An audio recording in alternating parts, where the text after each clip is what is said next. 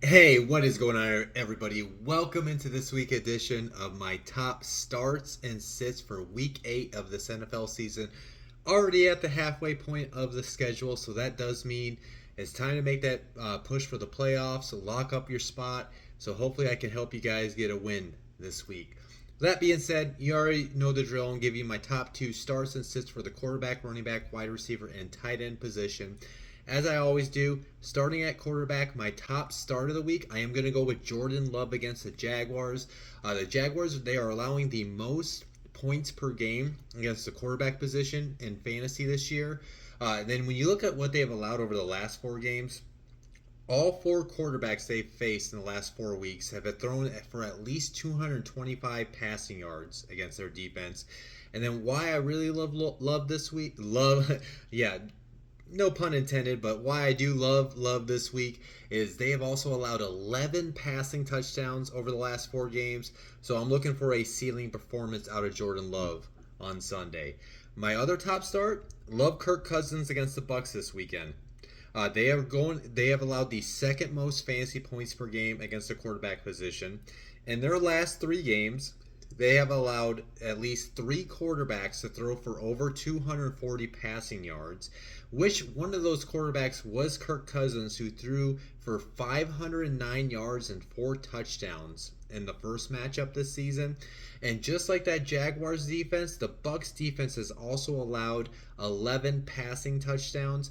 There's a chance that Kirk might even still be available on your waivers. So if you're looking to stream a quarterback this week, I would definitely look at Kirk Cousins this week.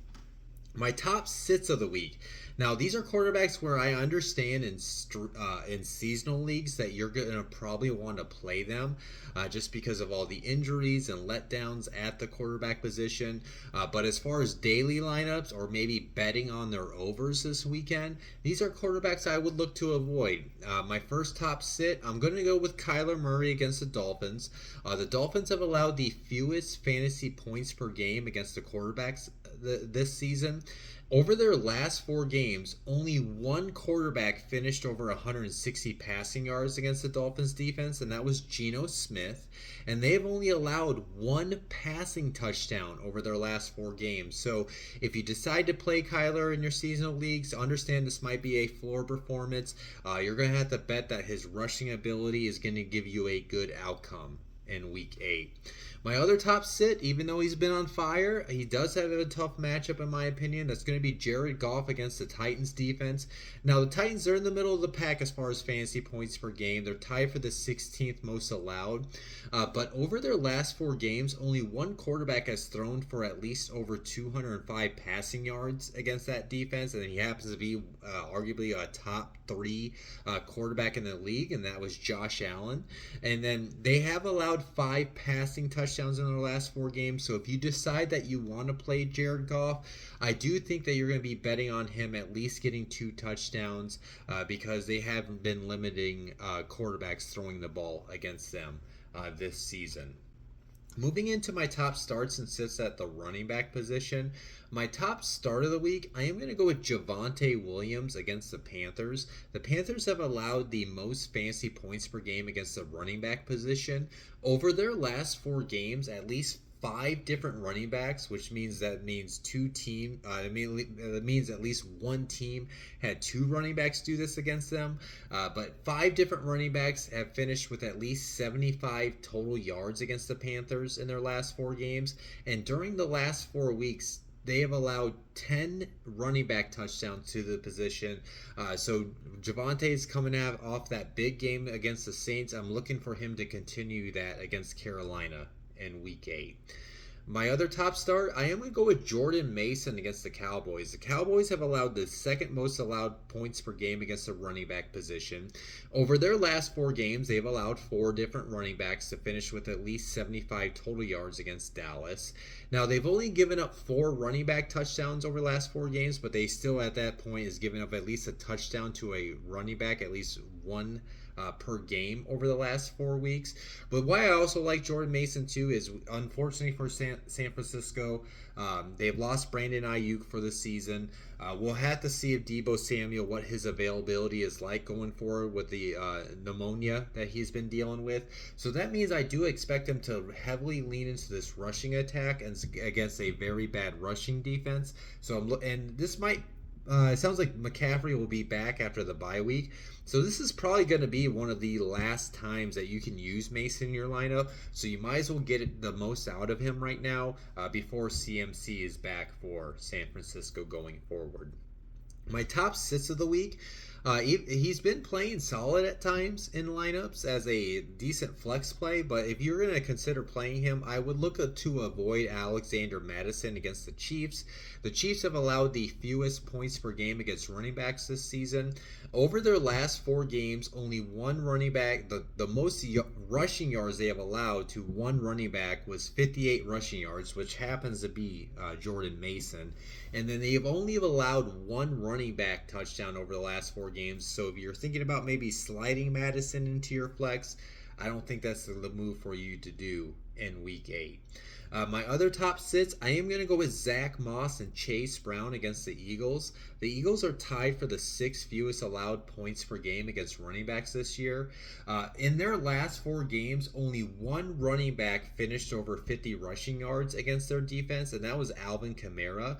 And just like the Chiefs defense, they have also only have allowed one running back touchdown over the last 4 weeks. So if you have Zach Moss or Chase Brown in your rosters, I'll look to maybe play a better option for them in week 8. Moving into the wide receiver position, my top starts of the week, I'm going to go with Zay Flowers and Rashad Bateman against the Browns. Now, obviously, Zay Flowers is more of a seasonal play. Rashad Bateman is, maybe you lost Ayuk this week. You need to take a dart throw. But when you get those daily lineups and you're looking for a cheap option in your daily lineups, I would consider Rashad Bateman this week. Both of them are going against the Browns defense, who are tied for the 5th most allowed points per game against the wide receiver position. In their last 4 games, they've allowed 3 different wide receivers to finish with at least 80 receiving yards, and they've given up 5 wide receiver touchdowns in their last 4 games. So yeah, I definitely like Zay Flowers in seasonal leagues and definitely in daily lineups and potentially prop bets. And then I also do like Bateman because he's been looking very solid in year 4 in the NFL. My other top starts, I am going to go with continuing off what I said about Kirk Cousins and his success against this Bucs defense a couple weeks ago. I'm looking for his wide receivers to take advantage of this as well. I like Drake London and Darnell Mooney against the Bucs defense. They are tied for the 6th most allowed points per game against the wide receiver position. 3 different wide receivers have finished with at least 100 receiving yards against Tampa Bay in their last 4 games. Well, guess what? 2 of those 3 wide receivers are London and Mooney. Both those guys went over 100 receiving yards in their first matchup against the Bucs earlier this season. And then they have allowed 7 wide receiver touchdowns in their last 4 games. So I like for both of them to get at least to 70 plus yards, and at least one of them or both of them to find their way to the end zone against Tampa Bay on Sunday. My top sits of the week, I am going to go with Deontay Johnson against the Broncos. He's been very hit and miss with Carolina this year, and I'm looking for this to be a very low floor outcome for Deontay this weekend. Going against Denver, who's allowed the fewest points per game against wide receivers this year. In their last 4 games, only one wide receiver has finished with at least over 70 receiving yards, and that was Jacoby Myers.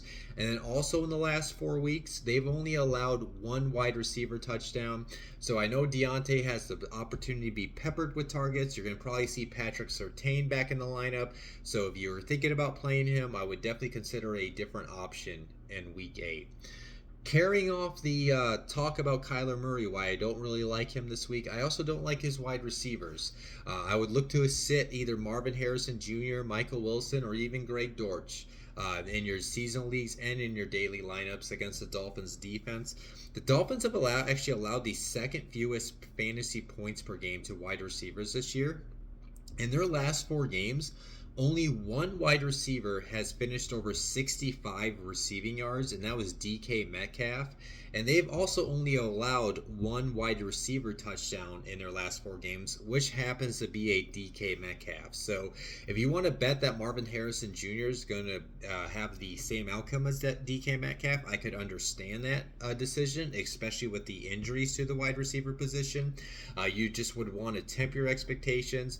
But if you were thinking about maybe playing a Michael Wilson or Greg Dortch, especially in those 12 or 14 team leagues, I would look to see if there's a better option for you to play in week 8. My tight end position, the lovely tight end position, as you guys know, I always say this is a dart throw of a position every single week. But 2 players I do like this week. My top start, I do like Brock Bowers against the Chiefs. The Chiefs have allowed the second most points per game against tight ends this year. In their last 4 games, 2 different tight ends have finished with at least 55 receiving yards against the Chiefs defense. Now, they've only allowed 1 tight end touchdown in their last 4 games. But kind of what I said about Brock Bowers last week, you can kind of like him every week going forward since they traded Devontae Adams, and he is their best option in their passing attack, and they're going against a defense that has struggled to defend the tight end position this season.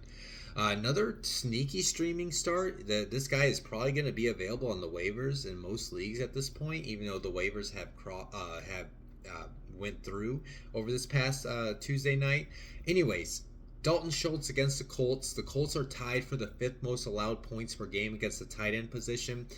Similar to the Chiefs defense, they have also allowed 2 different tight ends to finish with at least 55 receiving yards against Indianapolis in the last 4 weeks. And then what I really like about him is that there's a good chance he's going to find the end zone against that defense. They've allowed 3 different tight ends to find the end zone. The 3 different tight end touchdowns in their last 4 games. So I'm looking for Dalton Schultz to maybe get you 40 yards and a touchdown on Sunday. My top sits of the week. Mike Gesicki, he's been a decent streaming option when the matchup is right. Again, just like last week, this is not a good week to try to stream Mike Gesicki against the Eagles. Eagles are actually allowing the fewest points per game against tight ends this year. Now, they have allowed 1 tight end to cross 50 receiving yards over their last 4 games, and that was Cade Otton. But the caveat with the Eagles defense is on top of them allowing the fewest points per game against tight ends this year, they have not allowed a tight end to score a touchdown. So for whatever reason, if you're looking to stream Mike Gesicki this week, this is not going to be a week for you to consider that. Lastly, my other top sit, I am going to go with Sam Laporta against the Titans, kind of feeding off to Jared Goff going against this Titans defense where, yeah, they're one of the worst teams in the league, but at the end of the day, they do have a pretty good defense. I would imagine L'Jarius Sneed is also back in that lineup this week. With that being said, though, the Titans are allowing the 3rd fewest points per game against tight ends this year. Only 1 tight end crossed over 50 receiving yards this year. Only 1 tight end crossed over 50 receiving yards over their last 4 games against Tennessee, and that was Dalton Kincaid this past weekend. But just like that Eagles defense, they also have not allowed a tight end to score a touchdown. So I do feel like if you want to play Sam Laporta this week, it's a touchdown or bust type of opportunity. But I understand tight end positions hit or miss. It's Sam Laporta. He's one of the best tight ends in the league. So in seasonal leagues, you're probably just going to have to roll the dice on him. But if you're thinking about doing daily lineups or maybe the overs on prop bets, I would consider maybe other options outside of Laporta. So yeah, those are my top starts and sits for week 8 of this NFL season. As I always say, if you enjoyed the video, hit the like button. If you have not subscribed or followed me on all my social media platforms, please make sure you do. I'm on YouTube, TikTok, X, and Instagram. I have a link tree on my X account. You can go search at Cody Talks NFL if you want to go to that platform to hit that link tree so you can follow me on everything where I'm at.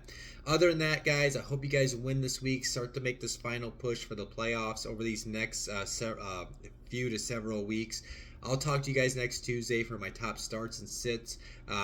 For my top waiver wire targets and streamable defenses next Tuesday. I'll talk to you then. Hope you enjoyed the video. Enjoy your night, evening, morning, night, weekend, whatever. Enjoy your day. Bye.